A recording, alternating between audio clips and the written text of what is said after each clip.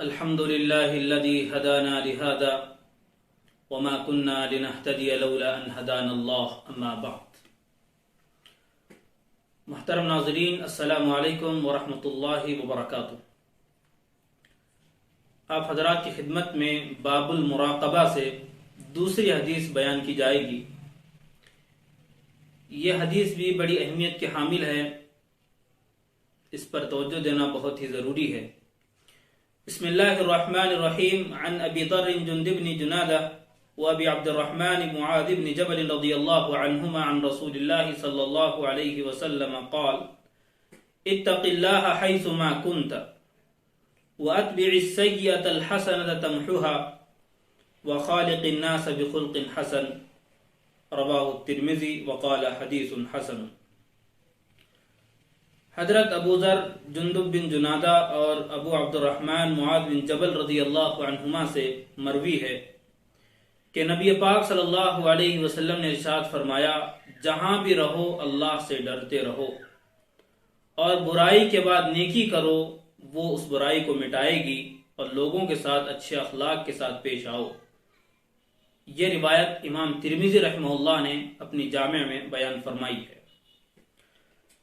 सबसे पहली बात, इस हदीस के 3 पॉइंट्स हैं।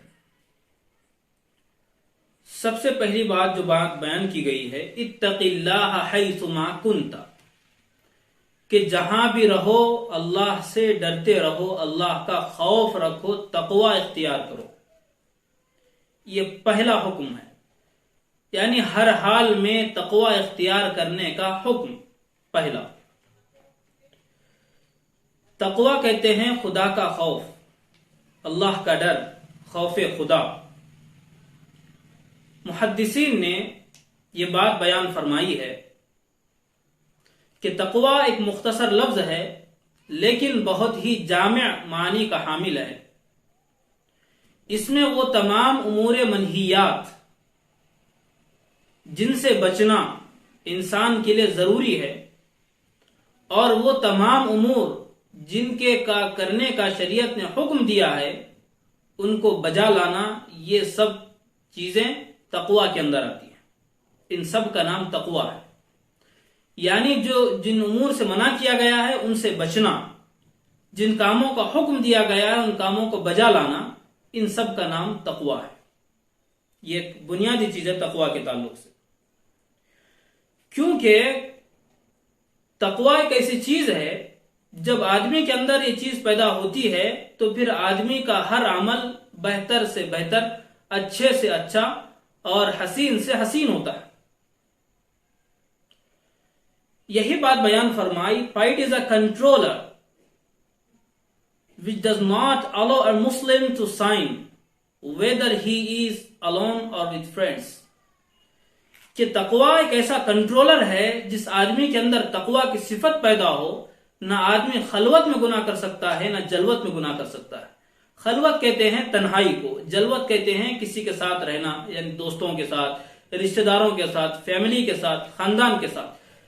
तक़वा ऐसी चीज है, ना आदमी तन्हाई में गुनाह कर सकता है और ना ही किसी के साथ रहकर गुनाह कर सकता है।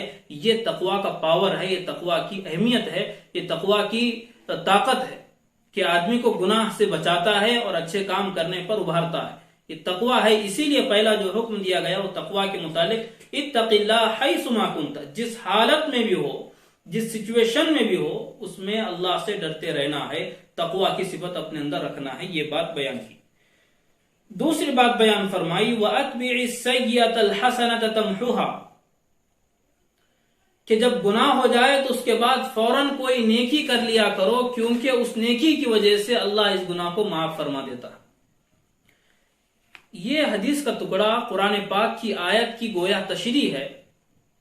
इन्नल हसनात युज़हिबन सय्यात, सूरह हूद की आयत है। इन्नल हसनात युज़हिबन सय्यात, के नेकियां मिटाती है बुराइयों को।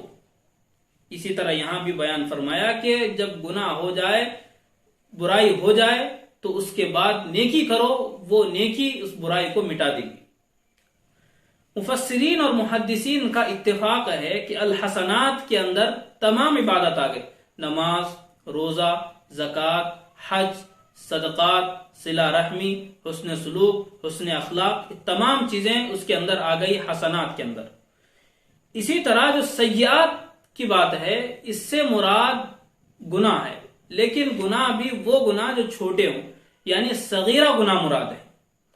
हदीस पाक में और कुरान पाक में जहां भी इस तरह की बात आए कि ये कर लो अल्लाह गुनाह माफ फरमा देगा, इतना विर्द करने से इतने गुनाह माफ होंगे, ये जहां भी आए उसका मतलब होता है गुनाह सगीरा का माफ होना, गुनाह कबीरा का नहीं। गुनाह कबीरा की जब तक बंदा माफी नहीं मांगेगा उस वक्त तक वो माफ नहीं किए जाएंगे, जब तक तौबा सच्ची नहीं करेगा बंदा वो माफ नहीं किए जाएंगे। सगीरा गुनाहों के ताल्लुक से है कि बंदा जब अच्छा करेगा तो अल्लाह बुराइयों को खुद ब खुद उसको मिटाता रहेगा। दो बातें बयान हुई। पहली बात हर हाल में तक़वा इख्तियार करने का हुक्म। दूसरी बात जो बताई गई, बुराई के बाद नेकी करने की तरगीब, ये यहां पर दी गई। तीसरी बात, वखालिक़िन नास बिखुल्क़िन हसन, लोगों के साथ अच्छे अखलाक के साथ पेश आओ।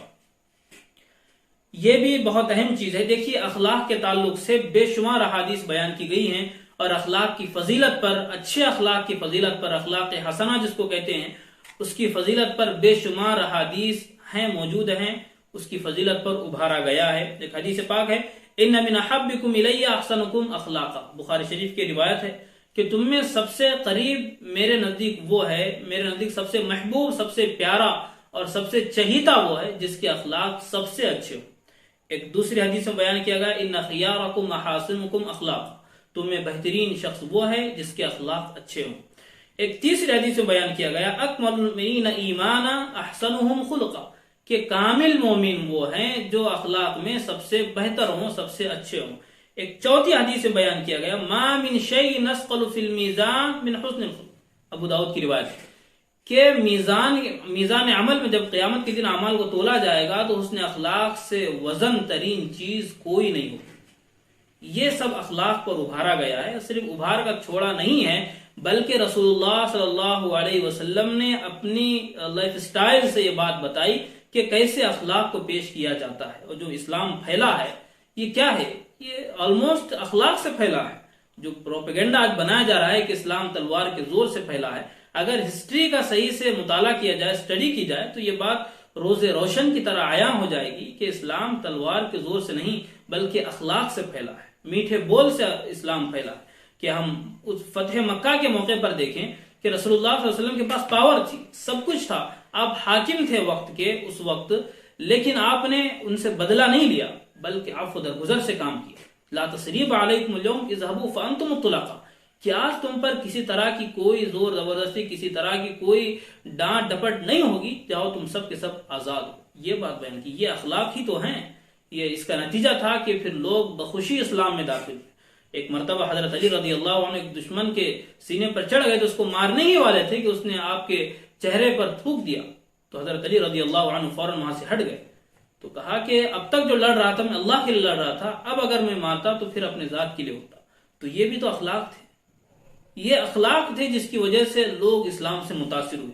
आज भी जरूरत इस बात की है कि जो इस्लाम को बदनाम किया जा रहा है कि इस्लाम दहशतगर्दी सिखाता है, इस्लामोफोबिया जो आजकल एक ट्रेंड चला है, ये सब चीजें हम दूर कर सकते हैं अपने अखलाक के जरिए, अपने आमाल के जरिए। क्योंकि एक मोमिन की जिंदगी जो है वो एक मीडिया है कि हम जो करेंगे वही चीज नजर आएगी, और जो चीज नजर आएगी कि जो इस्लाम पर आज इल्जामात लग रहे हैं, अगर सही मानों में इस्लाम की तालीमात पर अमल करें तो ये बात वाज़ेह हो जाएगी कि जो इल्जामात लग रहे हैं इसका इस्लाम से दूर दूर तक कोई ताल्लुक नहीं। तो ये अखलाक की बात है। अखलाक, देखिए, अखलाक जब आदमी पेश करता है तो अखलाक के अंदर सबसे अहम चीज होती है पेशेंस, सब्र। आदमी को गुस्सा आ रहा होता है, उसके बावजूद भी आदमी अच्छाई से बात करे, ये होते अखलाक। अखलाक पर आने के लिए सबसे पहले सब्र पर अमल करना होगा।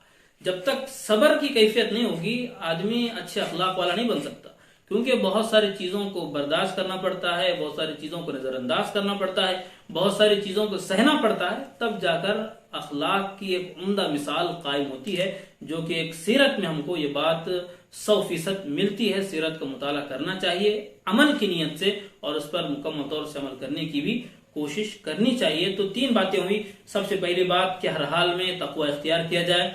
दूसरी बात, जब गुनाह हो जाए तो फौरन तौबा हो, कोई नेक अमल किया जाए।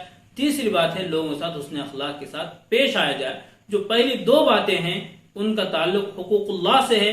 आखिर की जो एक बात है लोगों के साथ सलूक करने की, ये इसका ताल्लुक है हुकूकुल इबाद से। गोया इस हदीस में जो 2 लाइन की हदीस है इसके अंदर हुकूकुल्लाह को भी बयान किया गया, हुकूकुल इबाद से जो चीज ताल्लुक रखती है उसको भी बयान किया गया। अल्लाह कहने वाले को भी और सुनने वालों को भी अमल की तौफीक अता फरमाए। व आखिरु दावाना अनिल हम्दुलिल्लाहि रब्बिल आलमीन।